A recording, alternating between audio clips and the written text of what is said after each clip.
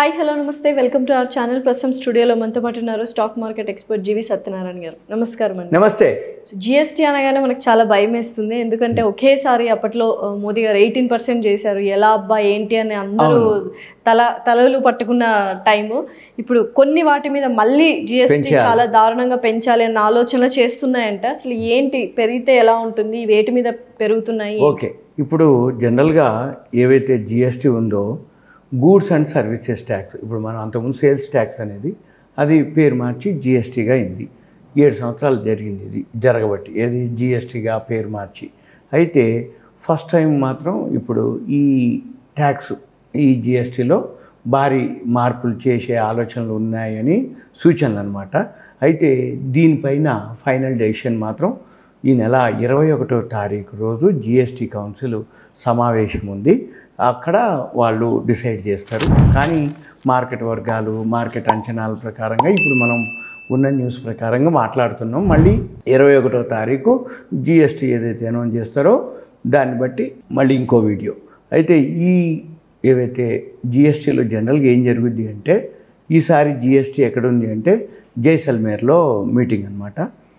ఈ జనరల్గా ఈ పన్ను రేటు ఎక్కడెట్లా అంటే, నిత్యావసరాలు ఉన్నాయనుకోండి వాటికి తగ్గించటాలో ఏమో చేస్తారు. ఎక్కువ లగ్జరీ విలాసానికి కానీ ఏవైతే ఉన్నాయో వాటి మీద ఎక్కువ శాతం ఉంటాయి. అంటే ఇప్పుడు ప్రజెంట్ ఏంటిదంటే సిగరెట్లు, పొగాకు, టొబాకోకి సంబంధించినటువంటి ఏవైతే కూల్ డ్రింక్స్ వాటి మీద ఇప్పుడు జిఎస్టీ 28% ఉంది. ఏవైతే ఈ కూల్ డ్రింక్స్, పొగాకు అంటే టొబాకో, సిగరెట్స్ ఏవైతే ఉన్నాయో వాటి మీద ఈ 28 నుంచి 35%కి పెంచే ఆలోచనలో ఉన్నారు అనేది సూచనప్రాయం. 35% పెంచితే ఏంటంటే వీళ్ళని ఆపటం కోసమో లేకపోతే తగ్గించటం, ఈ దురలవాట్ల నుంచి దూరంగా ఉంచేది అనేది అనమాట. అంటే అవి లగ్జరీ కిందికి వస్తాయి. అందుకని ఈ 35% చేస్తే కంట్రోల్ అని ఉంటారా, లేకపోతే కొనేవాళ్ళు ఇంకా సరే అయిందని ఉంటారు తర్వాత సంగతి. ముందైతే మాత్రం దీన్ని 28 నుంచి 35% చేసే ఆలోచన ఉంది. అయితే నెక్స్ట్ వీటితో పాటుగా రెడీమేడ్ ఏవైతే ఉన్నాయో వాటి మీద కూడా చేయాలి అనేది అనమాట. అయితే బీహార్ ఉప ముఖ్యమంత్రి సామ్రాట్ చౌదరి అనమాట, ఆయన జిఓఎం సమావేశంలో ఒక నిర్ణయం తీసుకున్నారు. అయితే ఇప్పటి వరకు 5, 12, 18, 28 4 ఉన్నాయి అనమాట జిఎస్టీ స్లాబ్లు. మనం ఏవైతే తీసుకునే వస్తువులను బట్టి వాటికి 5, 12, 18, 28. ఇప్పుడు ఏంటిది, త్వరలో 28 కాకుండా 35% కూడా అవ్వచ్చు, ఆ స్లాబ్ వస్తుంది అనేది కొత్త రేట్ అనమాట. అయితే ఇప్పుడు కొన్ని రెడీమేడ్ దుస్తుల మీద కూడా ఆల్రెడీ కొంత మనకి ఇన్ఫర్మేషన్ అయితే ఉంది సూచనప్రాయంగా. అదేంటిదంటే 1500 రూపాయలు విలువైనటువంటి రెడీమేడ్ దుస్తులు ఉంటే ఇప్పుడు 5% ఉంది. 1500 నుంచి 10,000 రూపాయలు ఆ డ్రెస్, రెడీమేడ్ డ్రెస్ అది కనుక ఉంటే దాన్ని 18%కి చేయాలని. తర్వాత 10,000 కంటే ఎక్కువ ధర ఉంటే అది 28%. తర్వాత మళ్ళీ వీటితో పాటు ఒక 148 ఉత్పత్తులపై ట్యాక్స్ని మళ్ళీ విధించాలి అనేది జిఓఎం సూచించడం జరిగింది. ఎప్పటిలోగా వస్తాయండి ఇవన్నీ?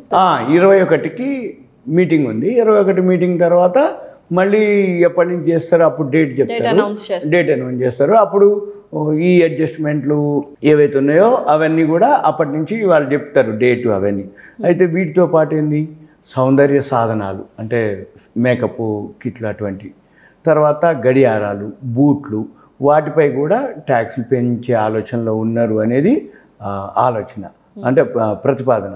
అయితే ఈ జిఎస్టీ కౌన్సిల్ ఏదైతే ఉందో 21వ తారీఖు ఈ నెల జైసల్మేర్లో సమావేశం అవుతుంది. ఈ సమావేశంలో జీవిత ఆరోగ్య బీమా ప్రీమియంలపై కూడా కీలక ప్రతిపాదనలు వెల్లడించే అవకాశం ఉంది. అంటే ఇన్సూరెన్స్లు ఏవైతే లైఫ్, మామూలు హెల్త్, ఆ ఇన్సూరెన్స్ల మీద కూడా కీలక నిర్ణయం తీసుకునే ఆలోచన ఉంది. అంటే తగ్గించాలనేది ఒక ఆలోచన ఉంది అంతకుముందే. లేదు అనుకుంటే మొత్తం తీసేసే ఆలోచన కూడా. అంటే ఎప్పుడైతే జిఎస్టీ తీసేస్తే, తగ్గించినా తీసేసినా అప్పుడేమవుతుంది, హెల్త్ మీద ఎక్కువ ఇన్సూరెన్స్ పాలసీలు సేల్ అవుతాయి. అంటే ప్రీమియం తగ్గిపోద్ది ఆటోమేటిక్గా. జిఎస్టీ లేదనుకోండి ప్రీమియం తగ్గిపోద్ది. జిఎస్టీ తగ్గించినా కూడా ప్రీమియం తగ్గిపోద్ది. ప్రీమియం తగ్గిపోయినప్పుడు ఆటోమేటిక్గా అవేర్నెస్ అనమాట. సేల్స్ ఎక్కువ పెరుగుతుంది ఇన్సూరెన్స్ వాళ్ళకి. హెల్త్ విషయంలో వాళ్ళకి కూడా అనమాట. అది ఒకటి ప్రతిపాదనలు ఉన్నాయి.